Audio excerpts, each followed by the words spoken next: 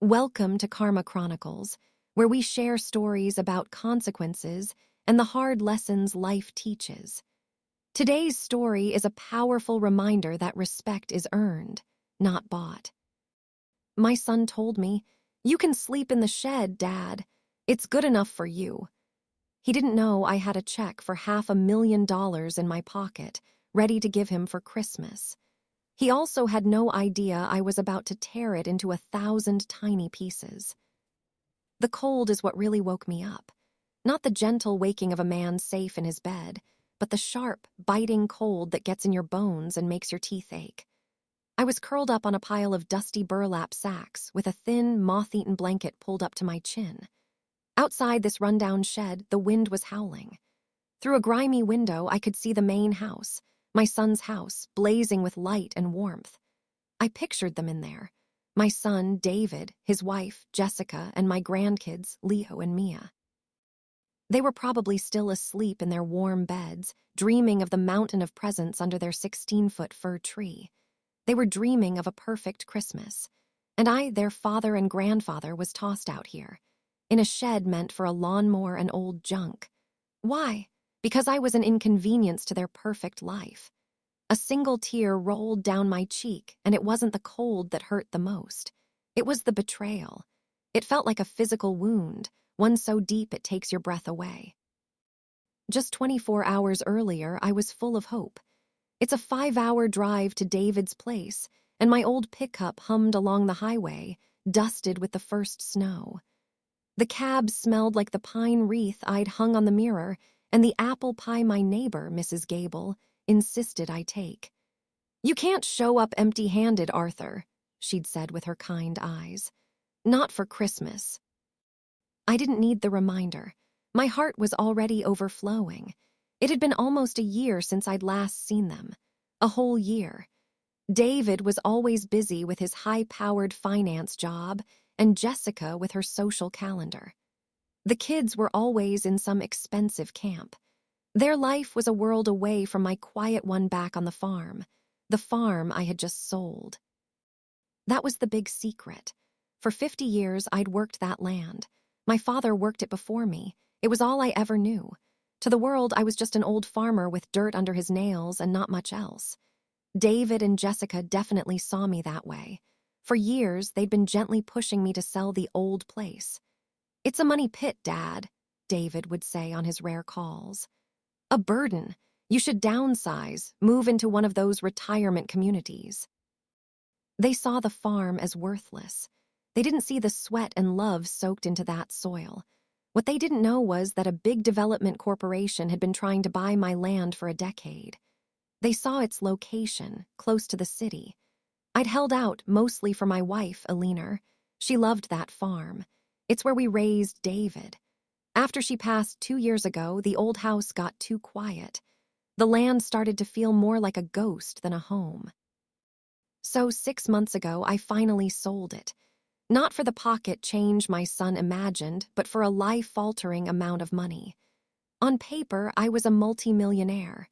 Funny, isn't it? I didn't change a thing. I still drove my old truck, wore my flannel shirts, and lived in a small rented bungalow. The money wasn't for me. It was for them, for David. Tucked in my coat pocket was a cashier's check. I'd looked at it a dozen times. In the pay to the order of line was my son's name, David Miller. The amount, $500,000, $500,000. I could just see his face when he opened the envelope. The shock. The joy. This money would solve his problems. I knew they were stretched thin. Their whole lifestyle, the huge house, fancy cars, private schools, was a house of cards. They were drowning in the need to look successful. This check was a lifeline. It was a father's love, made tangible. I had presents for Leo and Mia, too, tucked in the back seat. Not the flashy gadgets they were used to, but things I'd made. A hand-carved wooden train for Leo, each car sanded smooth. A dollhouse for Mia, a perfect little copy of the old farmhouse, with tiny furniture I'd spent hundreds of hours on. I wondered if they'd even like them. In their world of blinking screens, would they see the love carved into the wood? Or would they just see Grandpa's old junk? As I pulled onto his perfectly manicured street, lined with identical mansions and blinding Christmas lights, I felt a little doubt creep in. Each house looked like a fortress, cold and impersonal. It felt like a different planet, but I pushed the feeling down. This was for David, for my family. I took a deep breath, put the truck in park, and told myself I was here and I was bearing gifts. The front door swung open before I even got to it. Jessica stood there in a cashmere sweater, her smile not quite reaching her eyes. She was looking me at my old, slightly rusted pickup parked at the curb. I saw her wince. "Arthur," she said, her voice as smooth and cold as marble. "You made it." It wasn't a welcome, just a statement of fact. "Jessica, my dear, Merry Christmas," I boomed, a little too loud for the grand, quiet foyer. I held out the pie. "Mrs. Gable sends her best." Jessica took the pie like it was a dirty diaper. "How rustic," she said, handing it off to a maid who appeared out of nowhere. "Maria, please put this somewhere in the kitchen." And just like that, the pie and Mrs. Gable's kindness vanished. David came out of his office, phone still pressed to his ear. He looked just like me at his age, but strained and tired. He gave me a quick nod, mouthed 1 second, and kept talking. "No, Mark, if we don't leverage that position by EOD Friday, we're massively exposed. Make it happen." He snapped the phone shut. "Dad, good to see you." He gave me a stiff, one-armed hug that felt more like a handshake. The warmth I'd been dreaming of for 5 hours just wasn't there. "Good to see you too, son. You look busy." "Always," he said, already distracted. "Big end-of-year push." Just then, Leo and Mia thundered down the stairs. "Mom, can we open a present yet?" Leo demanded, barely glancing at me. "Not until tomorrow, sweetie," Jessica cooed. "Grandpa's here," I said, my voice full of hope. "I brought you something." Their eyes lit up with that consumerist gleam. "Is it the new VR console, the XD3000? Mia asked. "It's something I made," I said, my voice sinking. Their faces fell. "Oh," Leo said, dripping with disappointment. "Can we go play on our tablets?" "Go on," Jessica said, waving them away. And they were gone. I was left standing there, feeling like a fool. The evening went on just like that. I felt like a ghost at their table. They talked about club memberships, charity galas, and yacht maintenance. Every time I tried to tell a story about the farm or David's childhood, I was met with blank stares before they changed the subject. They didn't want to be reminded of their humble beginnings. My past was a smudge on their perfect new life. After the meal, Jessica turned to me. "Arthur, we have a bit of a situation with the sleeping arrangements." "Oh," I said, "the guest room isn't ready." Jessica and David exchanged a look. The kind of look people give when they've already made a decision and are just figuring out how to break the news. "Well," she started, "my sister and her family decided to fly in last minute. A surprise. They'll be here late tonight, and of course, they need the guest suite." "Oh," I said again. "Well, don't worry, I can sleep on the sofa." I patted the enormous leather couch. David put a condescending hand on my shoulder. "Dad, come on. We can't have you in the living room. Besides," he added with a chuckle, "you snore."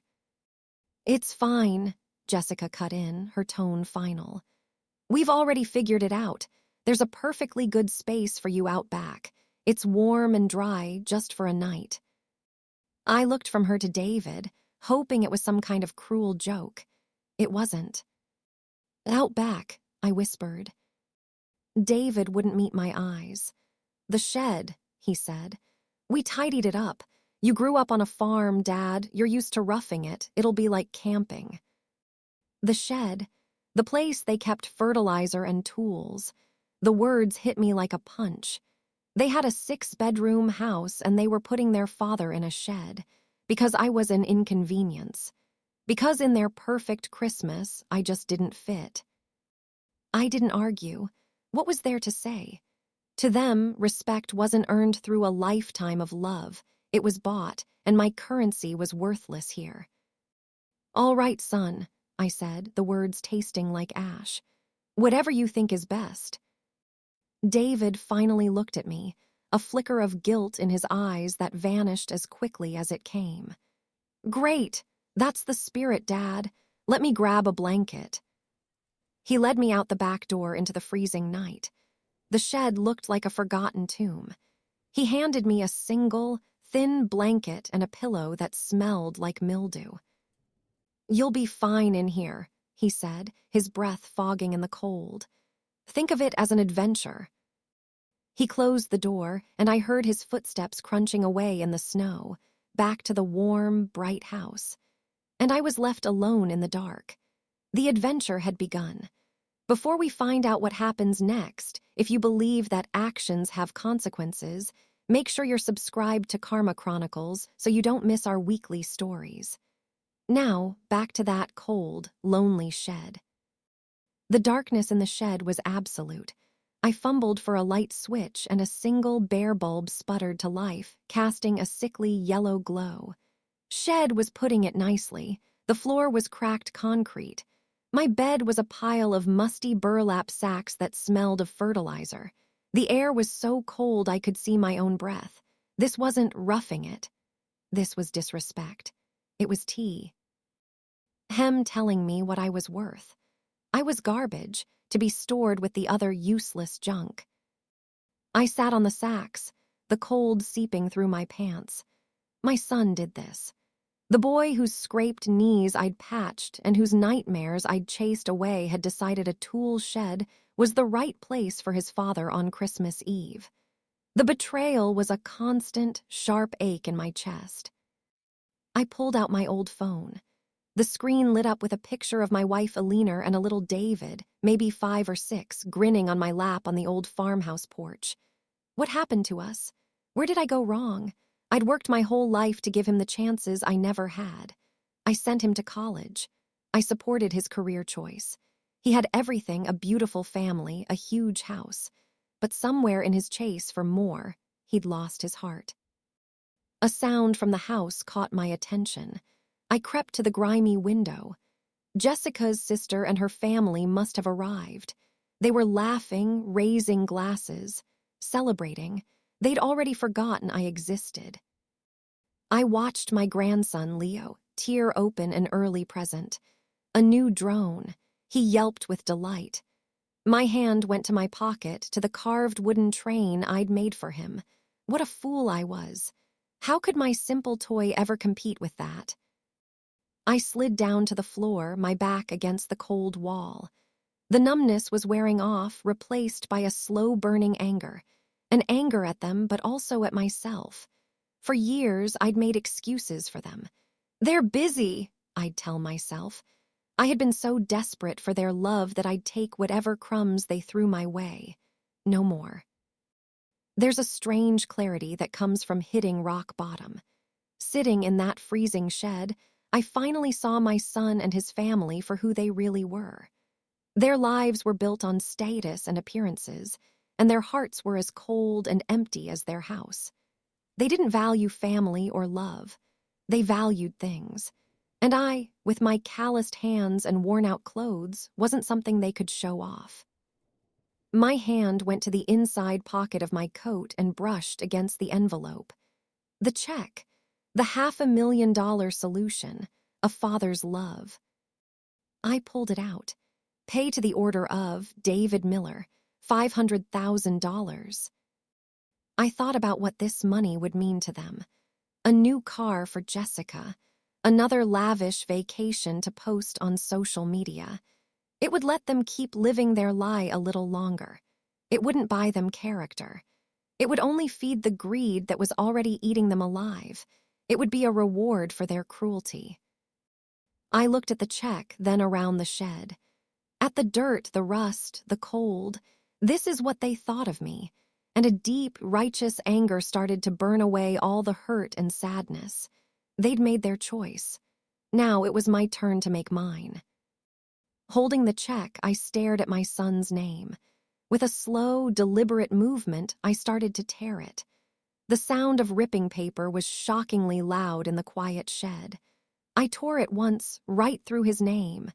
Then again and again, until it was just a handful of confetti. I let the scraps flutter to the dusty floor. For the first time all night, I didn't feel cold. I felt the warmth of self-respect, of dignity reclaimed. I came here thinking I could save my son, but you can't save people who are already lost. The greatest gift I could give him now wasn't money, it was a lesson.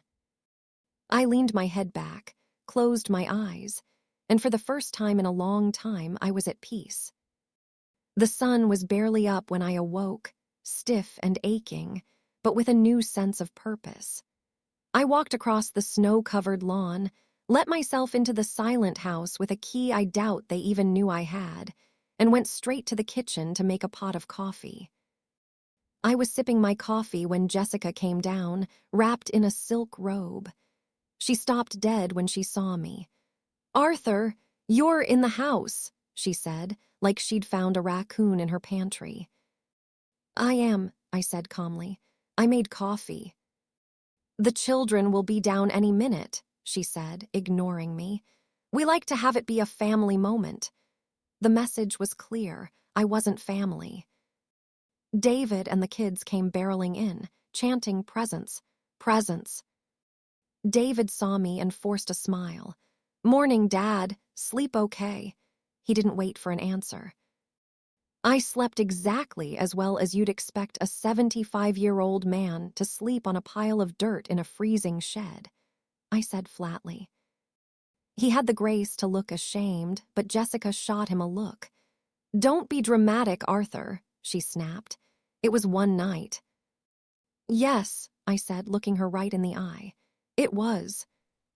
I followed them to the living room. The kids were tearing into gifts with a kind of frenzy, tossing expensive toys aside for the next one. My handmade train and dollhouse sat off to the side, still wrapped. I knew they'd be opened last, if at all. After the chaos died down, David turned to me with a fake smile. "Well, Dad, got anything for us?" I reached into my coat pocket. All their eyes were on me. Instead of a gift, I pulled out the handful of confetti-like scraps.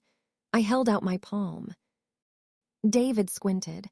"What's that, trash?" "No," I said, my voice ringing with a new authority that silenced the room. "This was your Christmas present." I walked to the grand marble fireplace and let the scraps fall onto the hearth. Jessica sighed. "Arthur, if this is some kind of protest about the shed, it's really quite childish." "This," I said, my voice getting stronger, "was a cashier's check for $500,000. The room went completely still. David laughed nervously. "Yeah, right, Dad. Where would you get that kind of money?" "You've been telling me to sell the worthless farm for years, son. You just saw your poor, simple-minded old father and assumed everything he owned was as worthless as you thought he was." I let that hang in the air. "Well, I sold it 6 months ago. Turns out that worthless land was worth millions, far more than this palace of debt you've built." The color drained from David's face. Jessica's jaw dropped. You're a millionaire," she whispered. "I am," I confirmed. "And I came here to give my son a gift that I thought would ease his burdens. I came here to feel like part of a family again. And in return, you put me in a shed. You treated me like an animal. You made it painfully clear what you think of me." Tears streamed down Jessica's face, tears of pure greed. She scrambled to the fireplace, frantically trying to gather the tiny pieces, a pathetic sight. David just stood there, shell-shocked. "Dad, I didn't know," he stammered. "And that's the whole point, son," I thundered. "You didn't know, and you didn't care. You should treat me with respect because I am your father, not because you think I might have money. You don't get to treat people like dirt and then say sorry only when you find out they're rich. That's not how family works. I walked to the tree and picked up the 2 presents I'd brought for my grandchildren. I held them for a moment, then gently placed them in the roaring gas fire. The wood caught instantly, my love turning to smoke and ash. The children gasped. Jessica wailed. I turned back to them. Their perfect Christmas was in ruins. Their faces were masks of pure, gut-wrenching regret. The instant regret they deserved. "I hope you enjoy the rest of your Christmas," I said, my voice cold and final. "You have a house full of expensive things.